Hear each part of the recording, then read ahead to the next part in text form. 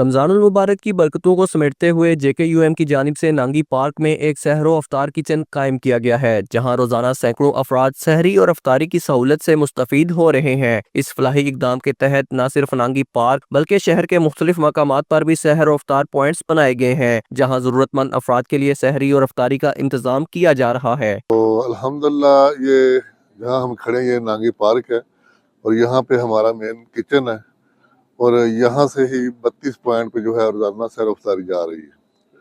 تو الحمدللہ تقریباً 4-4.5 ہزار کے قریب جو روزانہ یہاں پہ لوگ سیر و افطاری کرتے ہیں سٹی میرپور کے اندر، اور ہماری ٹیمیں موجود ہیں، گاڑیاں موجود ہیں، رکشے موجود ہیں۔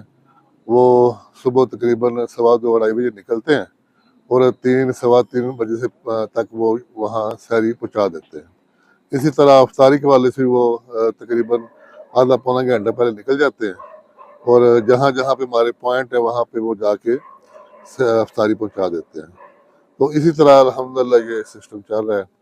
تو یہ جو ہمارے تندور یہاں پہ لگا ہے، یہاں پہ روزانہ 5:30 پونے 6 بجے جو یہاں پہ کاریگر ہیں وہ روٹی لگانا شروع کر دیتے ہیں اور اسٹل وہ صبح 4:30 بجے تک، پونے 5 بجے تک روٹی یہاں پہ لگتی رہتی ہے۔